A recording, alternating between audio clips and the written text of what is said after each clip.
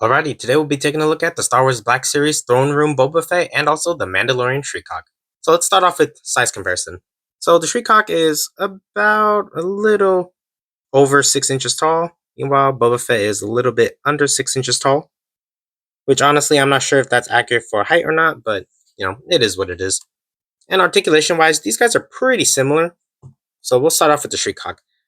So both Boba Fett and the Shriek are on ball jointed heads, so they're able to look up about this much for the Shriek, about this much down, and also, of course, side to side head motion, and also the rangefinder or pathfinder is articulatable, which is cool. Arms go about this much out for the Shriek, which honestly is pretty good for a T-pose. And of course, 360 degree, although it does get a little stuck because of the shoulder pads here, but you can get it to move a little bit. And of course, single jointed elbows, which is a little disappointing for Black Series, but it is what it is at this point. There's also gauntlet rotation on both sides of the hands, and also the hands twist around. This hand is a horizontal hinge, while this one is a vertical hinge on here, which is perfect for weapon holding. And of course, the gauntlet also moves on this side as well.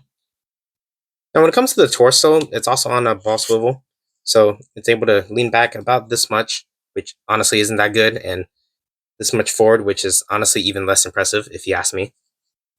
But they are able to turn 360 degrees around, and legs kick up about this much, but it is heavily hindered by the plastic coat here.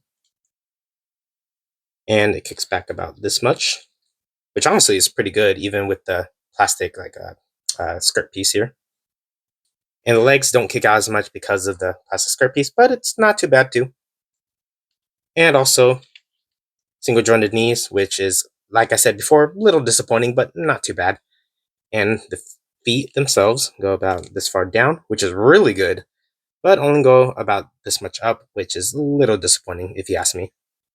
Oh no, articulation's not bad. Oh, and of course, there's also thigh rotation, which is not too bad. Boba Fett is mostly the same, but there are a little bit of a difference. So for one, he does have gauntlet rotation on his left gauntlet here, and he also has single jointed elbows. However, he doesn't have it for the right hand here or the right arm because there are tubes that are connecting to the back of his shoulder area here. But if you can get the wires in the right place, he can still bend his arm 90 degrees, though it does retract a little bit sometimes.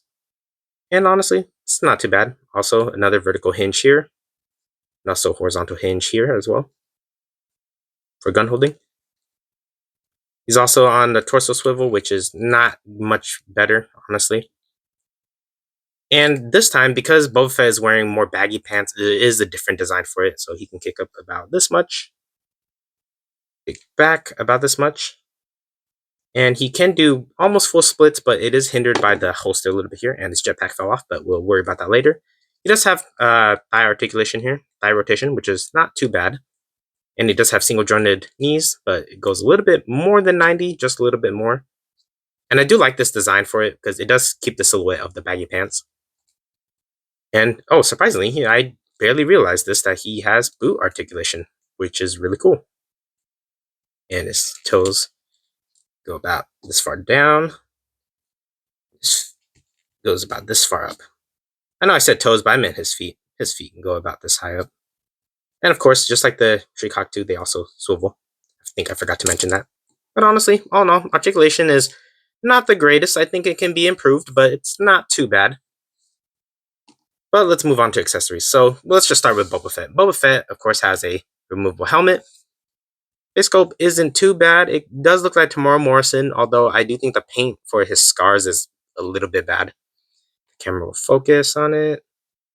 Okay, it doesn't want to focus, but yeah, honestly, I think the scar is just okay. I think it could be done a lot better. The helmet, though, looks pretty nice, honestly. It's a decent sculpt, and if it's on his head pretty decently. Pathfinder or rangefinder is also articulatable. Jetpack has its own articulation. It clips onto his back, and you can move the thrusters like this, which is pretty cool. And also the missile piece here comes off, which is really cool. One thing I will say, though, is that I wish Star Wars Black Series would just give characters with jetpacks effects. Like, these effects here are from the Dark Trooper, specifically the Retro Dark Trooper, the retro carded one. It's part of the, I think, the credit series. And honestly, I think it looks really good. If you put it on his back, you could put him in some flying poses. A flight stand would be really nice for Mandalorian figures. But honestly, if you have it posed like this, it looks pretty cool. I like it a lot. And if you don't have these effects from Star Wars either, you could use other effects. This is a Marvel Legends effect here. This is one of the newer ones, and this is one of the older ones for style, anyways, and design. But both of them fit as well. They don't fit as snugly as the Star Wars one, but they still work. And the same also applies to Shriek as well. The Shriek has basically the same thruster, or at least little thruster piece here, design as Boba Fett, so they share the same ports. But it's a little bit smaller, and also, of course, the missile piece also falls out here, but it is significantly smaller. But it still works, and it's still pretty cool. Continuing on with accessories. Oh, and by the way, the Shriek helmet is not removable. But continuing on with accessories, the characters also come with their own sidearms and also rifles. Let's start off with the rifles first. This is the Shriek rifle. It's all black, a glossy black with some gold on it, which I think looks really nice. The only thing I don't really like is something that we'll get into a little bit later when he's holding the accessory. And then this is Boba Fett's rifle, which honestly I think looks good sculpt-wise. It just needs paint on it. I think silver paint or some gunmetal would look really nice. Like, the only paint on this thing is the handle here, and that's a little disappointing. And now when it comes to sidearms, you have Shriek's pistol here, which is much nicer. It has silver paint on it, and there's some black too, and sculpt is really nice. And I just realized that Boba Fett's pistol is still in his holster, and his jetpack keeps falling off. It fits snugly in there. And I like the design of this pistol too. I do think it's cool, but just like the rifle, it just needs paint, honestly. It fits snugly in there. And since we're giving Boba Fett his weapons back, we might as well give the Shriek his weapons back. So he has a holster for his blaster right here. Fits pretty good. And we'll give the Shriek his rifle back, and I'll talk about the issue I had. The issue I have is that he's not able to hold it extremely well. Now, it's not that he can't hold the weapon at all. It's just that, in my opinion, I think they could have designed it a little bit better. Because the way he holds it like this looks kind of weird. I don't know. It could be a combination of things. It could be that maybe the holster, or not the holster, just the handle is just not big enough. And honestly, it just doesn't look quite right. It looks like he's struggling too much to pull the trigger. But when he is holding it, it looks okay, and it's not super noticeable. But I do see the trigger finger, and it does look a little bit weird. They either needed to make the handle a little bit bigger, or more of a cutout on the stock here, or for the inner stock. I think that would have worked a lot better. I'm not a gun fiend, so I don't really know these terms. I'm familiar with some, but not a lot. And when it comes to Star Wars, I'm even more clueless when it comes to weapons. Now, Boba Fett's able to hold his a little bit better. There is more of a cut for the handle here, so can hold it better. But my issue with Boba Fett is that he has all this extra plastic here, and his hand is a little bit tough to open up to hold his weapon. So let's see. Can try it. There you go. I got it in one take this time. But yeah, he holds it a little bit more snug, although I do think the handle's a little bit too small too. And the other issue is that his hand here is that he can't really hold it as much.